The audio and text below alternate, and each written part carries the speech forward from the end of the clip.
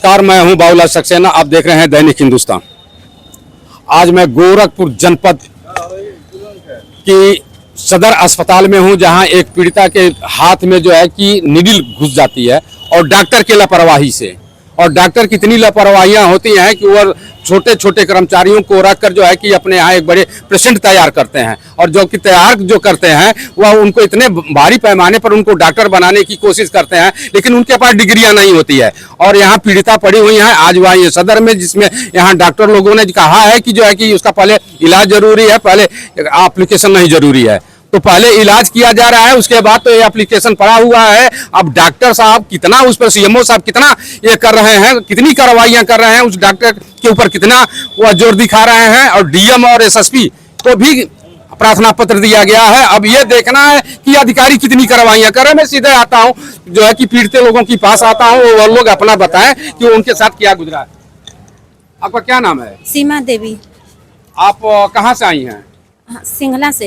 सिंगला से आई हैं? हाँ। और तो सिंगला से आई हैं तो किसके पास आई हैं? आप पहले बताइए कि किसके पास गई हैं, कहाँ गई हैं? पहले एक डॉक्टरी में गई नहीं, तो डॉक्टरी में से वो कहना कि 2-3 बार गई नहीं, सुनवाई ना कहना कहा कि वैसे भल तू ही गुदरा वाली खोज के लेके आवत है। वो 9-11 बजे का गई हमने कि 9 बजे वहाँ बैठा ना कि अब ऑपरेशन हो, बारिश बरखा में निकाल देना। फिर ओकरे बाद हमने आई नहीं थाने पर सुनवाई ना। कहाँ, कौन से हॉस्पिटल में गई थी? ओकर नाम का देवी प्रसाद मिश्रा। देवी प्रसाद मिश्रा। एक हॉस्पिटल कहाँ पर है? हाटा में। यह हाटा में है। हाँ। तो वहाँ पर जब गए थे तो 9 बजे रात को आप फिर गई, उसके बाद क्या हुआ? 11 बजे का गई रहनी सने। 11 बजे से कहा कि होई अब ऑपरेशन होई, 5 बजे रहनी सने।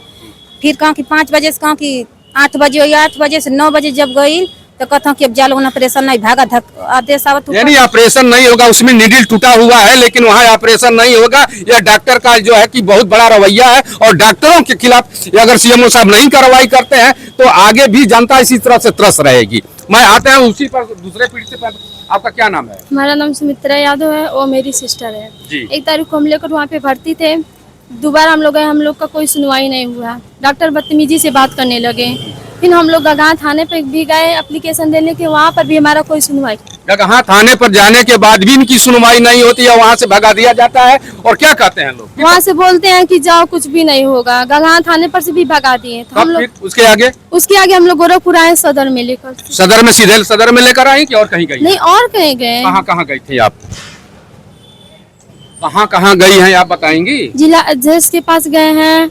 चलिए, जिला अधिकारी जी के पास गए हैं। जिला अधिकारी के पास गए हैं। फिर जहाँ सीओ बैठते वहाँ पे गए हैं। एसएसपी महोदय के पास गए हैं। फिर वहाँ से यहाँ पे आए हैं सीएमओ के पास। लेकिन सीएमओ तो है नहीं। सीएमओ से भेंट नहीं हुआ, मुलाकात नहीं हुआ। नहीं, डायरेक्ट जो है कि आपके सदर में फिर रेफर कर दिया गया। डायरेक्ट सदर में रेफर कर दिया। उनके लापरवाही की वजह से हमारी सिस्टर का बहुत ज्यादा हालत खराब है।